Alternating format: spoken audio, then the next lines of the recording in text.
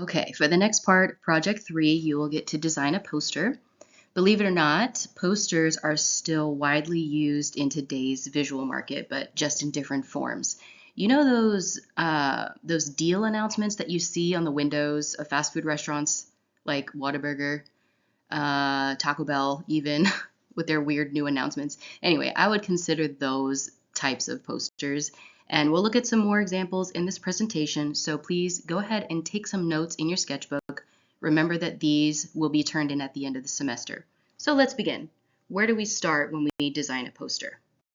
When you design a poster, you have to consider a few things.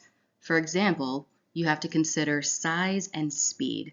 The faster your viewer is, the larger your poster will have to be. So, for example, viewers that are traveling at 80 plus miles per hour down 290 or I-45 will have to be able to read your poster from very far away, and they only have a short time to do it. And so the message on your poster must be as clear as possible. That's why billboards are so large. Just another quick real world example, if you guys have noticed, a lot of Target stores have stopped using the word Target in their highway billboards, and now they just use their Target logo, the big circle, the bullseye.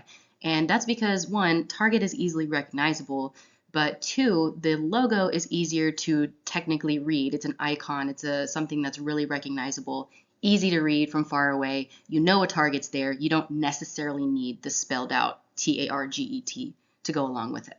I hope that makes sense. So on the other end of it, if your audience is slower and they're walking or if they're standing on the street, you can probably add a few more details to your poster. And of course, they could be smaller than a billboard because your walking and standing audience will have more time to take in the content of your message.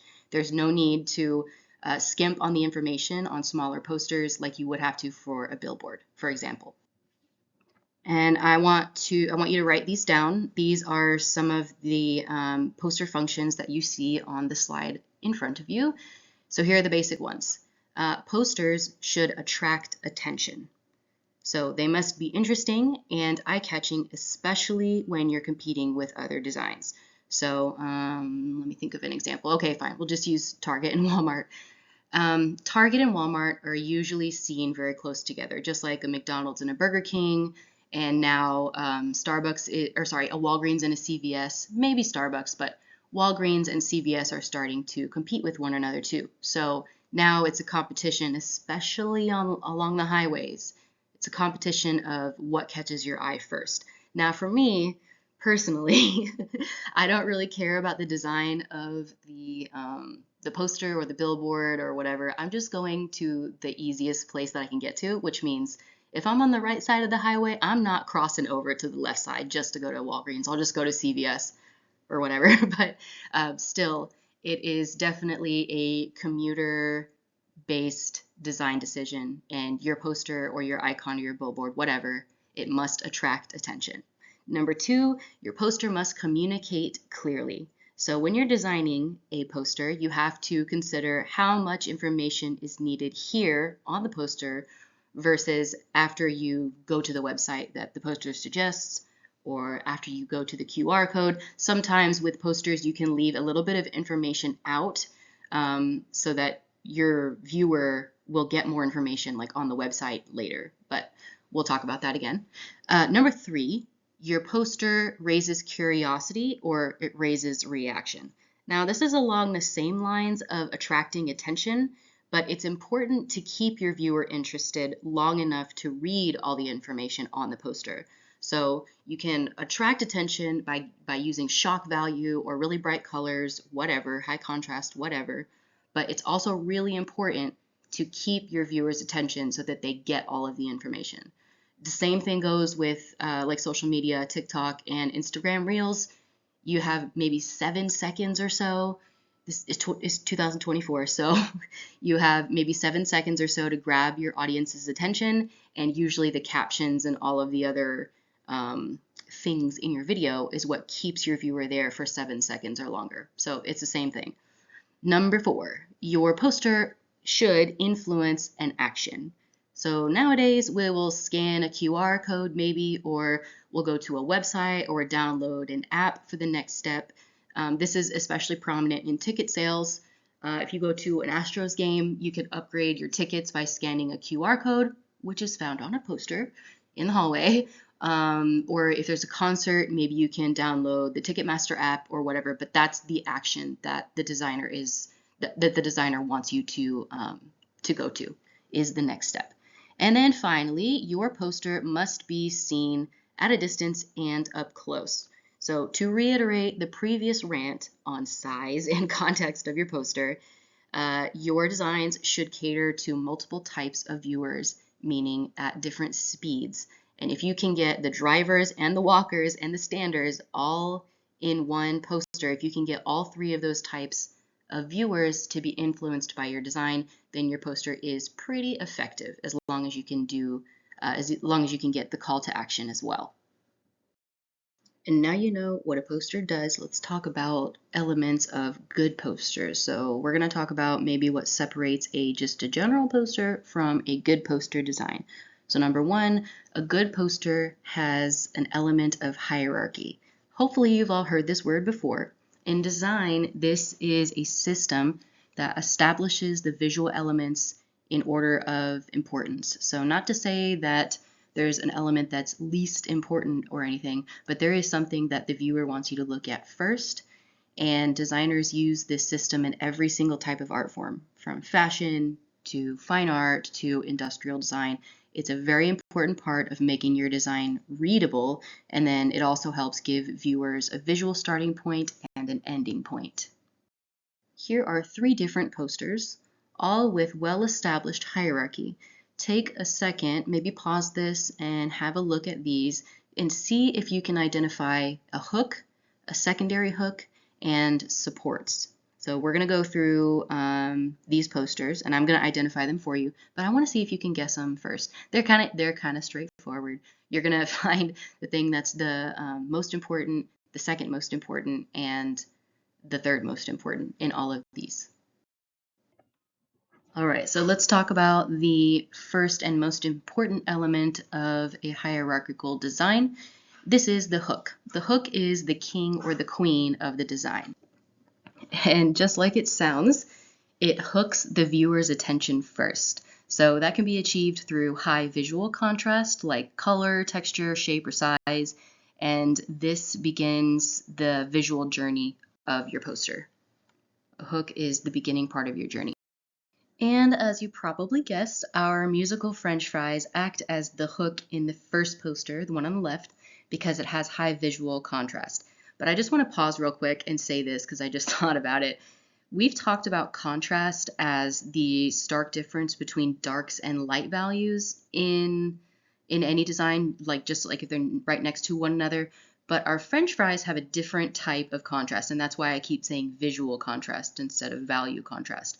So first, they contrast with the yellow background because of their colors. Clearly, the French fries are not yellow. They're in a little pink box.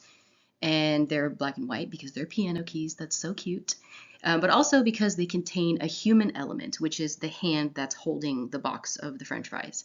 And so adding a life form, especially a human life form, to your design creates visual contrast because it really differs from the digital looking parts of your poster. I hope that makes sense. So anytime you add like a model picture or a human hand in this example, or a face, or like eyes or something like that, that creates a very high visual contrast because we recognize those things very easily. Because we have sight, because we have eyes, because we have hands, for most of us, I guess, we will recognize those parts of the poster very quickly. So usually those become the first things that you see. But I digress. So let's move on. In the middle poster, the hook here is that large black and orange form. It stands out as the main hook. Oops, sorry, baby noises. Sorry, you guys are going to hear baby noises and dog noises in the background. Okay, so back to it. The black and orange form in the middle poster stands out as this main hook because it has high color contrast and it has high value contrast. So now we're kind of bringing it back to the beginning. We have high value contrast, which is the darks against the light background. And then we also have high color contrast, which is the orange against the black background, and then the cream background too. So there's many types of contrast that you can have. Basically, we're just talking about context. So where every part of the visual elements live in your poster. So the highest form of contrast comes there from the big form in the middle. And then the poster on the right also contains a large colorful form in the middle. It's in the middle of the composition, so that kind of identifies it as the main hook. And then the somewhat human element of the hand also helps us with creating contrast with the rest of the design. And I want to just point out that the most unique quality about the hand and the looks like the happy little orange in this last poster is its texture. So yeah, it has lots of different colors. It has a kind of a human element just because it doesn't look like skin. It's just a shape. But the highest contrast, the highest visual contrast, excuse me, in the last poster is probably the texture that's inside those two forms. Those are the only textural elements against that yellow background. The secondary hook is pretty self-explanatory, hopefully. The secondary hook is usually near the main hook. It supports the message of the main hook, and it establishes the flow or the direction. So usually the hook gets the viewer's attention, and the secondary hook is what starts the actual visual journey. It's what starts the viewer looking through your poster, reading everything, taking in the information. It is usually the most informative part of your poster. So typically the hook is a visual element that grabs your attention, like I said, and then the secondary hook is where your information actually starts. So in this example, let me move on to the next one actually, so we can look at all of them together. All right, so in our piano French fries poster, the secondary hook there is circled for you. It is the, I don't want to say the title of the show, but maybe the title of the show, No Limits to Music. And you can see that it literally is touching the main hook. So those bars are literally touching the main hook, and that fulfills our quality of the secondary hook, that it is close to the main hook. The next visual thing that you can probably notice is that your eye advances to that body of text because it is the largest text on the page. So it, to me, in my eye, it directly contrasts, or not contrasts, excuse me, it relates to that Philharmonic logo on the top right corner because of the value contrast. It seems like those lines are kind of the same thickness, kind of the same width and weight, so they kind of balance each other out. So I would say that this is part of the second hook in this leftmost poster. Since those are so similar, the logo and then this body of text, I say that your next part of the journey, so first you look at the French fries, then you look at this body of text, I think the next part of the visual journey is to look up to that logo, but that's just me. The middle poster, the secondary hook, is also the next largest piece of text on the poster, and it is the top left, "To get away with murder, you can't make mistakes." That one seems more like a slogan or a popular quote from this movie or play or something. I think it's a movie. Sorry, it's really small on my screen, but I think it's a movie. This particular hook doesn't necessarily touch the main hook. You can see it's very far away, but since the text is so bold, then it acts very well as the main hook. So I want to also reiterate this, that there is no one solution, there's no one answer to design. You can, your secondary hook doesn't have to touch or be literally right next to your main hook, but as long as you design well and you lead your viewer to the next most important thing, then you're winning as a designer. So last poster on the right is this Laneway Festival 2016 section on the bottom right of the poster. That's the secondary hook because, one, it fulfills the quality of being right next to your main hook, but it's also the start of the visual journey. So you look at the forms on the poster and then you look directly down to see what the poster is all about. That starts your visual journey. That's the first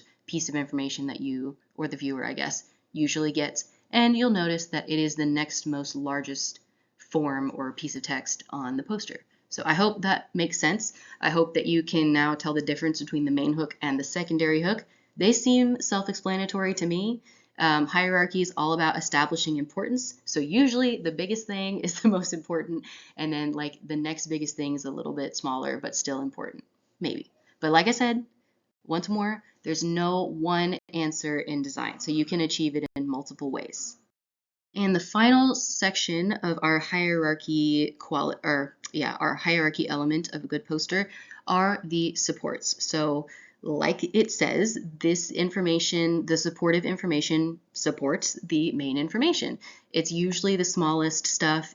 Sometimes it can be kind of like fine print, but it's still very readable, still very important information. It's still information that is included on a poster. So this is the last bit of information that you should probably include on a poster before you send your viewer to the website or to download the app or further Google searches or whatever. So all of this information cannot and should not be left out, but it is not as important as the title or maybe a secondary hook as part of the memorability and the readability of your poster. So let's look at some examples of the support.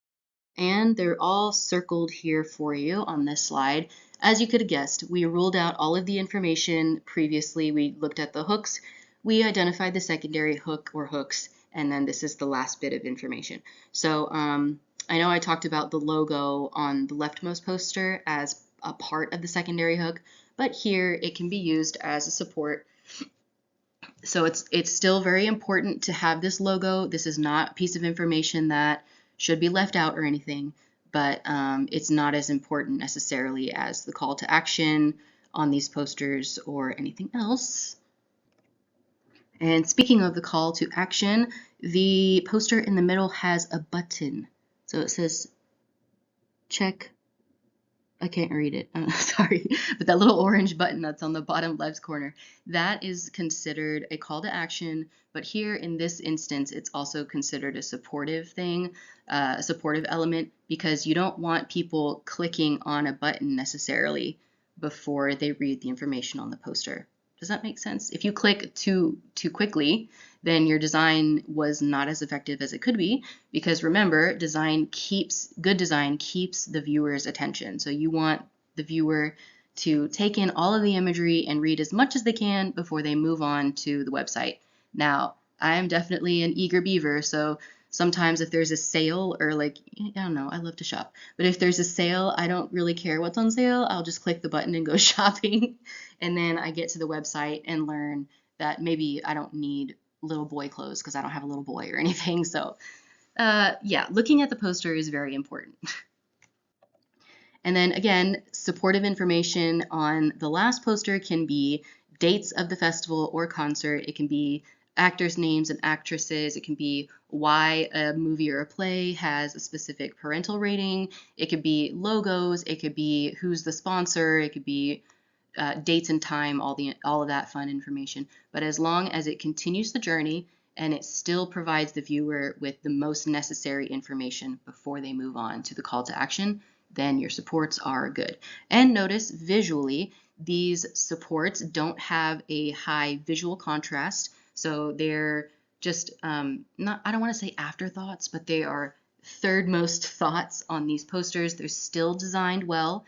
They're still considered a part of good design, and so the designer's paying attention to like typeface and layout and all that, but they're not as bold, they're not as high visual contrast as the other elements in the poster. Okay, and to review hierarchy, I know I've beat the horse to death, but we got to review this because it is a very important part, and I want you to start practicing it. And you're going to have to identify 3 different main points of hierarchy in your poster design for Project 3.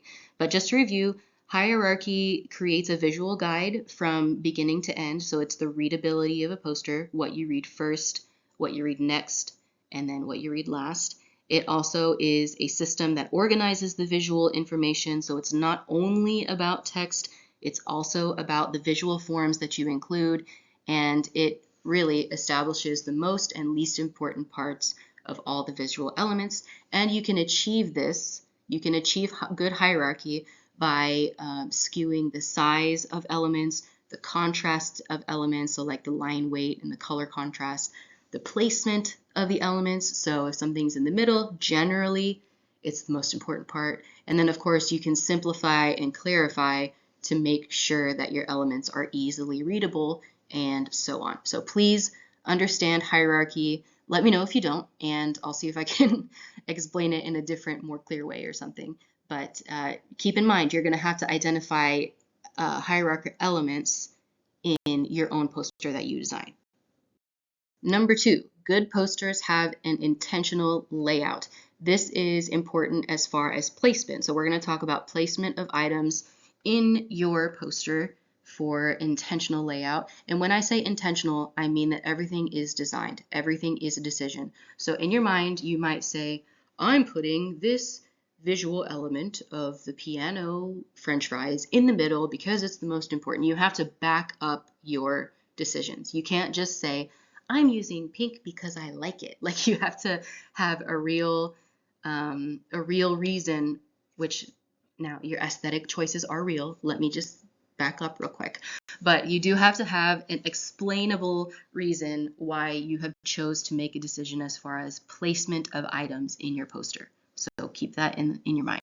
Not only do you have to consider the placement of items in your poster design, you have to consider where your poster is going to live in the real world. So we've already talked about this at the very beginning of the presentation, but you have to consider the speed of your viewers, whether they're driving or walking or biking or standing or whatever. And then you also have to consider how they will view your poster. So biking or driving or walking or standing and so forth. And this will impact your size, the size of your poster. This will also impact the clarity and the simplicity in which you design, and it will impact the colors that you choose. So for example, in these 3 images, the one on the left has a pink, very large poster with white writing in it. The contrast is not very high. So if you were to change the image of just the poster alone to black and white, nothing would stand out very much as the most important part in hierarchy perspective. But if you were to change the white text to black, then it would be very, very high contrast and high visuals. So in my mind, and what this picture is telling me, is that there's not necessarily drivers driving by to try and view this poster, because that wouldn't be very effective, but there are standing people. So maybe they're at a concert, or maybe they're in the mall parking lot, so they're at a walking speed or a standing speed. So it reaches a lot of viewership because of its sheer size, but it may not necessarily cater to drivers. So look at the one in the middle. This obviously caters to drivers. And again, here, the white text on the light green background doesn't seem very effective to me, but the black text on that background, on that green background, is very eye-catching. It's very striking because of its high value contrast. Dark text against light background is good. So I think that the drivers would most likely, more easily at least, be able to read the black text versus the white.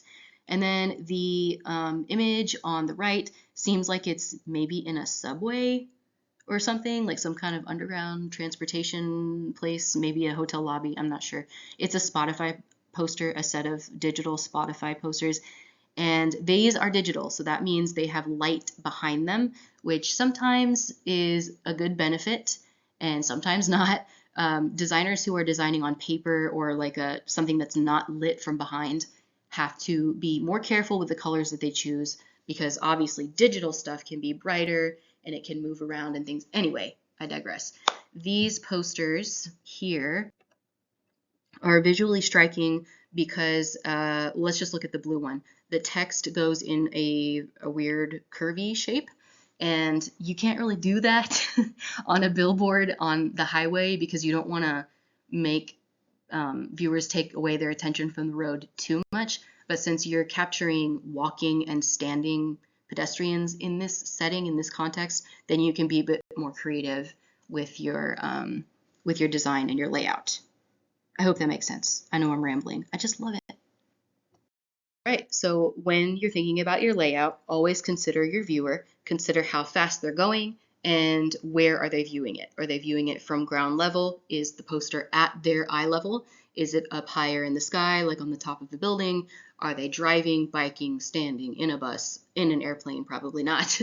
But where are they and how are they going to view your poster? So you have to always consider that. For your project, we're going to stick with pedestrian viewers, so don't worry about designing a billboard unless you really, really, really want to. Please don't. But you're going to design a pedestrian-sized and appropriate poster. And then finally, I want you guys to remember this acronym. It's called KISS IT. Have you heard that before? It's kind of old, but when older people say just kiss it, that means keep it simple, stupid. So try not to overcomplicate your design. Try and keep it simple because your viewers are probably moving and you need to capture their attention really fast. And clarity is very important when it comes to layout and poster design. So you're not going to put a zillion things on your poster, which we'll look at in just a second, but keep it simple. Moving on to number 3. Good posters have a good combination of type and imagery and shape. So we're going to look at different elements of some different posters and see how they compare with a good mix of everything.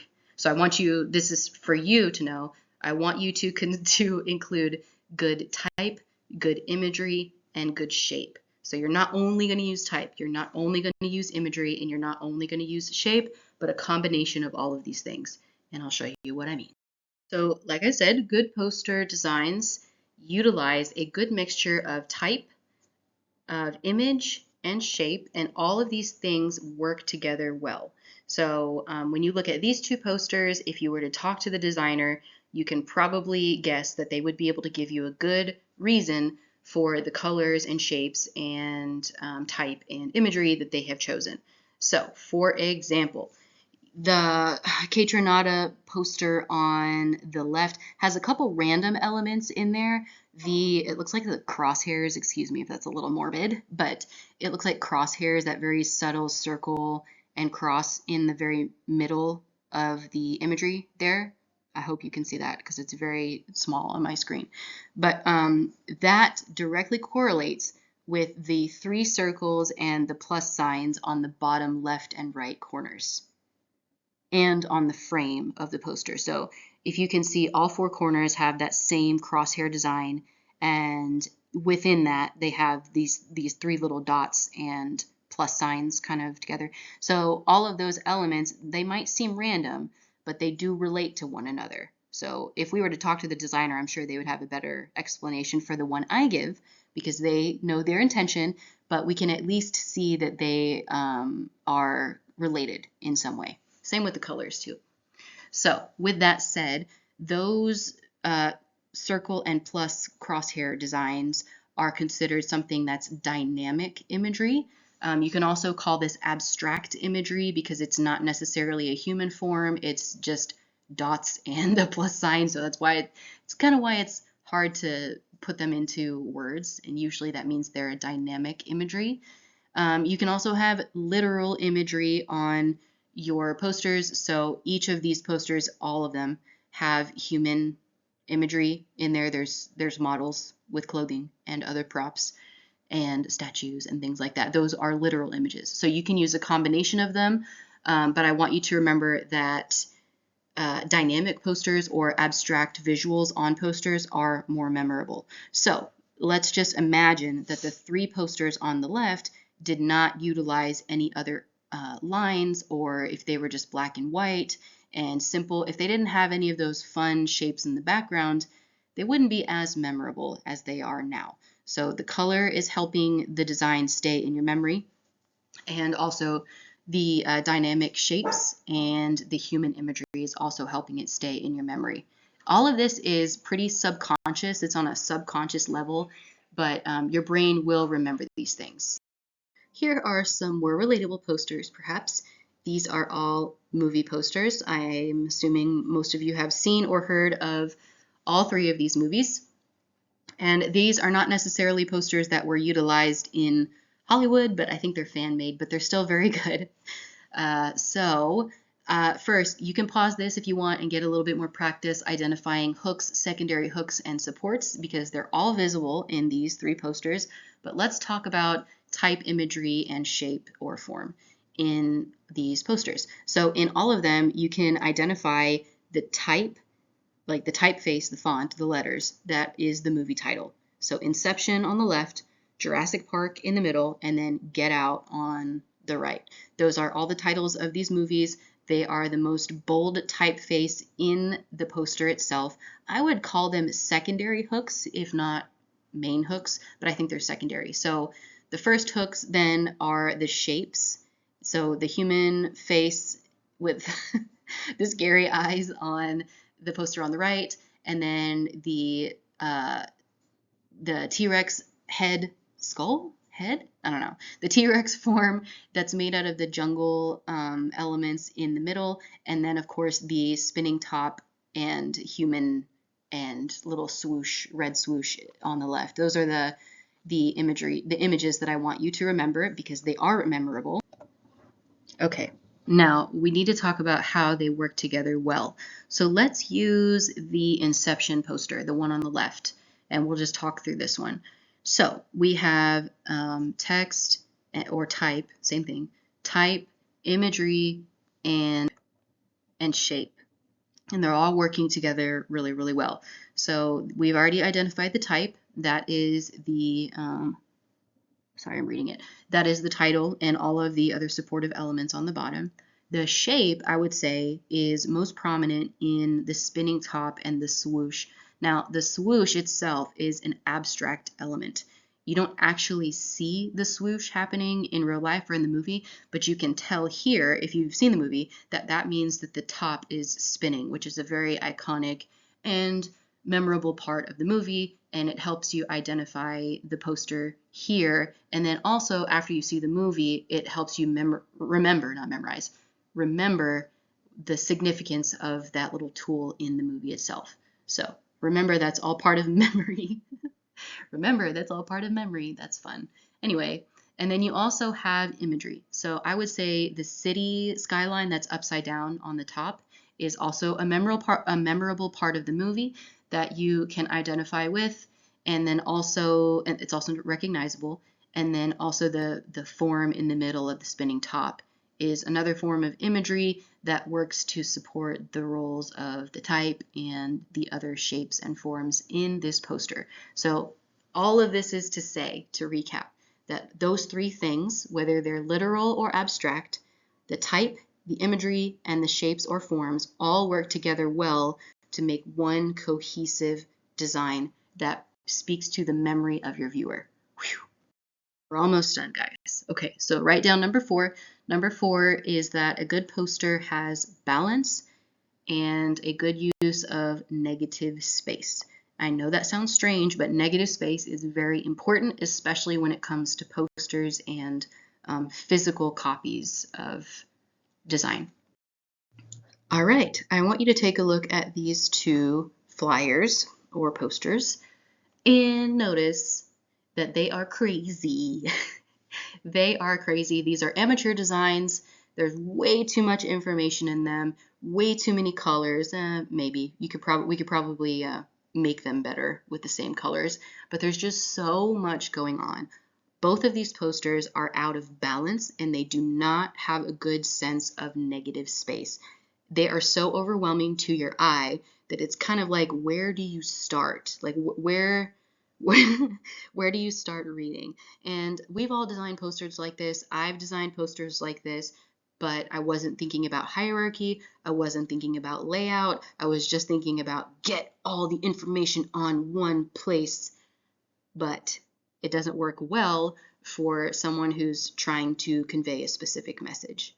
So without reading any of this stuff on the posters, see if you can identify something, what this poster is, or what each poster is trying to say. A couple of examples that were given to me in my previous classes were garage sale, tamale sale, car wash, and where's my notebook? I had them all written down. But I thought car wash was the most funny one. Anyway, so obviously when you start to read these, posters, that's not what they're trying to get at. That's not what they're trying to advertise. But we're going to look at some posters that kind of have the same amount of information, but they do it in a more elegant way, I guess. All right. So I've chosen a good kind of kitschy pet poster on the right to kind of compare to our American Patriotic Comedy Tour, because some people don't like this poster design, but I think it's clever. And I think it's also getting the same information, the same amount of information out in a fun way.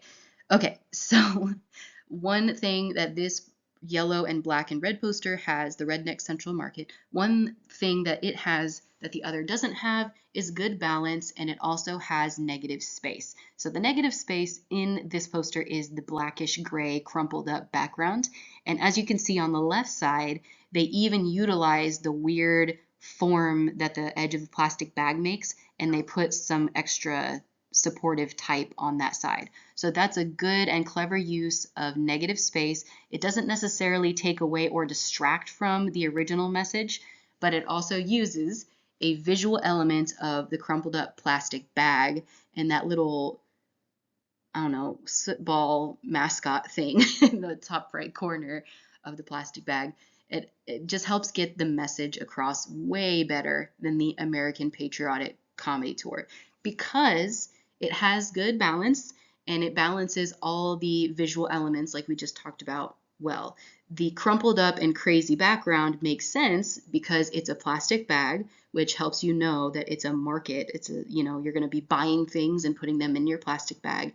And they've placed the type in similar fashion on the plastic bag. So it makes sense to the viewer. It's not too distracting. It's a little crazy, I'll be honest, but it's not that distracting, and you can tell that this design was intentional. This design on the left is also a little bit controversial because there is so much information on it. Okay, now the poster design, much like the poster design on the right, both of these posters do not have a good sense of negative space, but I've chosen to put them side by side because I think the left poster, even though it's crazy and chaotic, I think it has a better use of balance of the elements than the one on the right. So the one on the right had all these like exploding little cloudy thingies, little message boards that had way too much information on them, and they had lots of different colors. You can see a little bit through my cross out there, but you can see that the typeface had lots of different colors, and the borders of each of those exploding graphics don't really say anything as far as hierarchy. They just kind of match each other a little bit. And something is to be said about the poster on the left, because at least they are providing some sense of hierarchy by color coding each block of text. And it also seems to correspond with the size of the lettering there. So the negative space is pretty non-existent on the leftmost poster, except for on the very bottom where all the logos are. However, it is more balanced to me, in my eye, than the poster on the right, and I think that that is a good example of balance, even used in a pretty chaotic way. I wanted to show you some pretty crazy examples that kind of strayed away from our movie and concert posters. I wanted to show you some pretty outlandish designs, but we should probably review balance and negative space because I have shown you those crazy designs. So to review, good posters have good balance and a good use of negative space. So that means that the visual elements on your poster can breathe. There is enough space around each element that isn't too distracting, unless you have a design reason for why you've chosen to design that way. The visuals don't compete with each other too much. You do like, the human eye does like a little bit of tension, and that could be done by overlapping elements or elements that are very similar in color or very different in color, like black and white, of course. But generally, they're not so competitive that you can't read them or you don't understand what's most important anymore.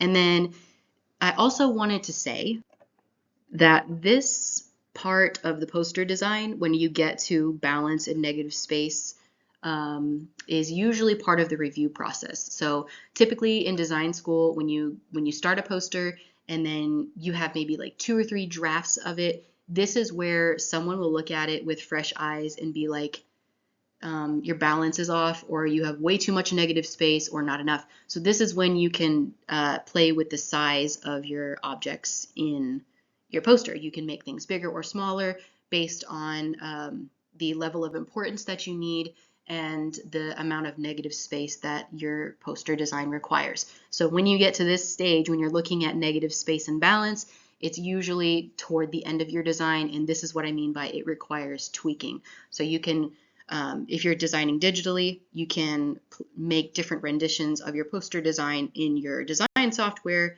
and just kind of look at them side by side to figure out what is most important and where your design is succeeding. And finally, good posters have cohesion and purpose. This is the last one, the last quality on your list of 5 for what good posters have, and that is cohesion and purpose. I just want to pause here and say that these 5 qualities of good posters are not necessarily to be followed in any particular order. And the reason I'm saying that is because cohesion and purpose is the last on the list, but it really should be considered even before you start designing. So what I mean is that a good poster is not just for decoration. It's not just pretty. This is what separates design from decoration and from some types of artwork. You have to consider your audience at all times, even before you start designing. You have to think about your goals. You have to think about your intentions of the poster so that you can, of course, carry them out with all the strategies that you use. And what that means is that there are right answers. So I know a lot of times in this class we've talked about there's not just one right answer. There's not one way to do this design, and that's still true, but I do want you to consider that there is a right answer for your type of design. So if you're designing something that is of historical significance, like something for a museum or an exhibit that has historical value, then you do have to choose proper typefaces and proper imagery that would support this type of message that you're trying to send. You can't just, like use neon colors unless you really need to use neon colors or unless that is something that would support your design. So that is to say that the purpose of your poster and the cohesion or the readability of your poster is supposed to be memorable, readable. It's supposed to make sense.